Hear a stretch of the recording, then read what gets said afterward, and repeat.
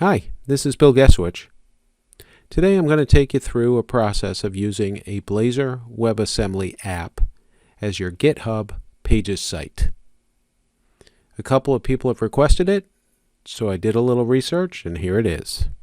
The first thing I want to note is please understand that Blazor WebAssembly is in preview, so any of the code on this video could change at any time.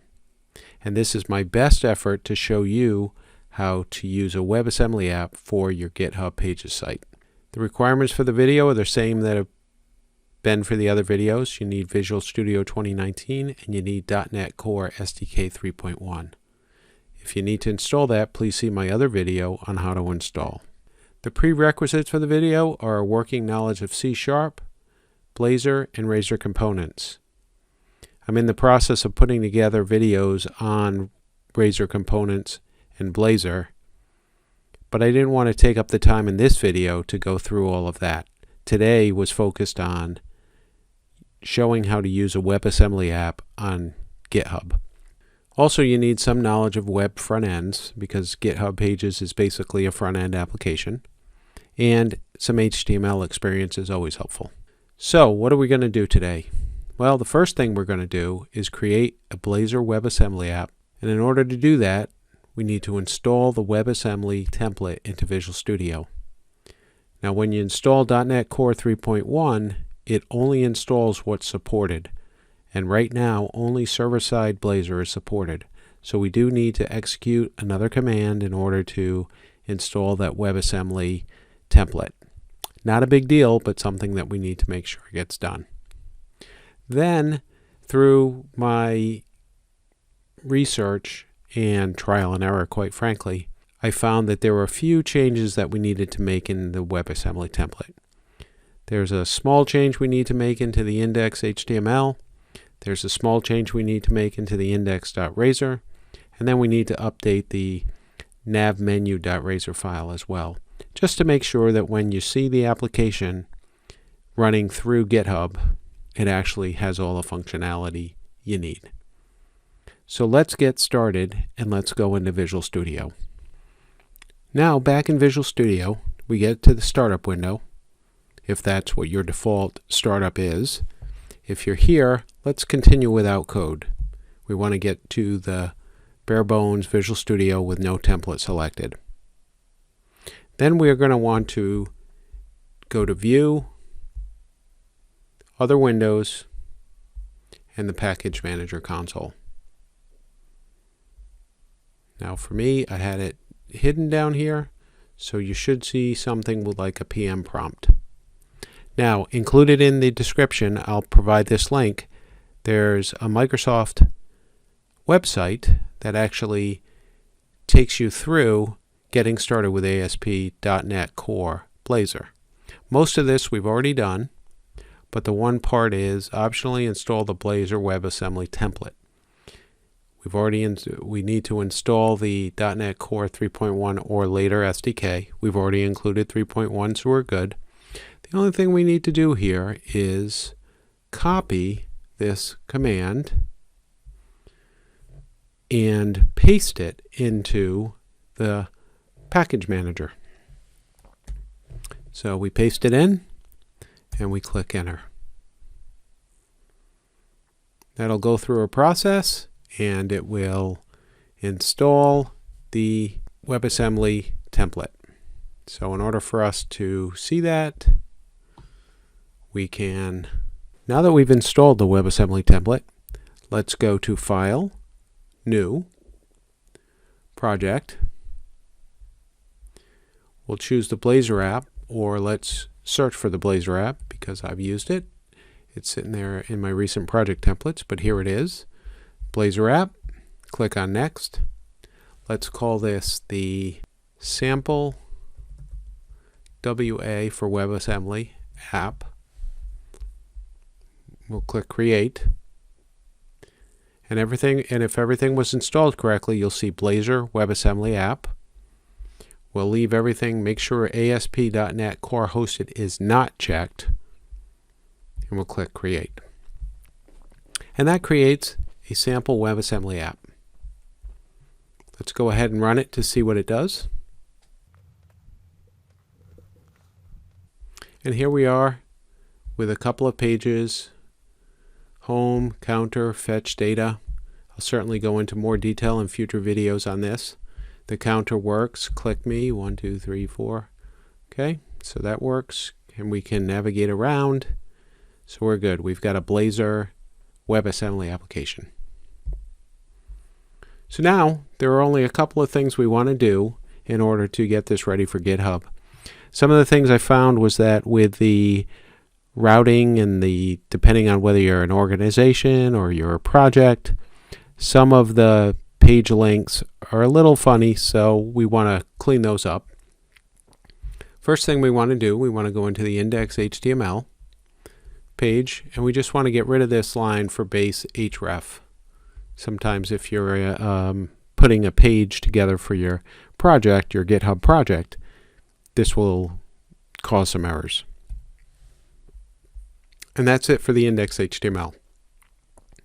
The next thing that we want to do is we want to go to the index razor, and in addition to the backslash, we want to add one more route, and we'll call this /hello. So this can get there from a backslash or a /hello. And the way we route to that page is in the shared nav menu file. And so here, instead of leaving this blank, we are going to make this hello. This will allow us to navigate through all the pages once we get down to the GitHub Pages site. And that's it. So let's now build this. Let's run it, make sure it still works. Certainly home works, counter, click, click, click, click, click. Fetch data works, go back home works. So the app still works just fine. Now that we have a working app in Visual Studio, we need to publish the app to GitHub. So there are a couple of things we need to go through. The first is we need to publish the app to a folder, and then we want to create the GitHub repository that we're going to copy those files to. We'll upload those published files to the GitHub repository that we just created. Then we have to add this .nojekyll file in the main folder. I'll explain that in a second. We need to enable the GitHub Pages, and then we need to go to your GitHub Pages site. And then we should see the same app now using your GitHub Pages URL instead of the IIS Express. So let's go to Visual Studio and publish the app. We're back in Visual Studio, and so we want to scroll up to the project file. We want to right-click the project file, click on Publish, and we want to go down and select Folder. Now I'm comfortable with the defaults as is, so we can go ahead and create the profile, and then we can publish the application. And when that completes, the published files will be in a certain folder. Files are in this target location: bin, release, net standard 2.1, publish. So we'll go over to File Explorer. So we'll go to File Explorer, go to the location where you store your app, go into the app folder, go to bin, release, net standard 2.1, then you see the publish folder. Go to the app folder again, and distribution, and these are the files that we want to bring down to GitHub. Okay? So now we'll go into your GitHub site. We'll go to repositories, and then we'll click on New. Let's give this the name Blazor WebAssembly Pages. Scroll down, click on Create Repository. And down here where you see uploading an existing file, we'll go ahead and do that. Scroll down so we see the drag area here. I'll go back to my File Explorer, which has the files. And I will highlight them all and drag them into my repository. When that's done, I'll commit the changes. I'll wait for this to finish. So now that that's done, we need to add one more file. There is a theme generator for GitHub Pages that we really don't want to use for this. So we want to tell GitHub not to use it. So we create a file and we call the file .noJekyll because the theme builder is called Jekyll. So we want to say .noJekyll. Commit that new file. And that should be all we need. So next thing we'll do is we'll go over to Settings.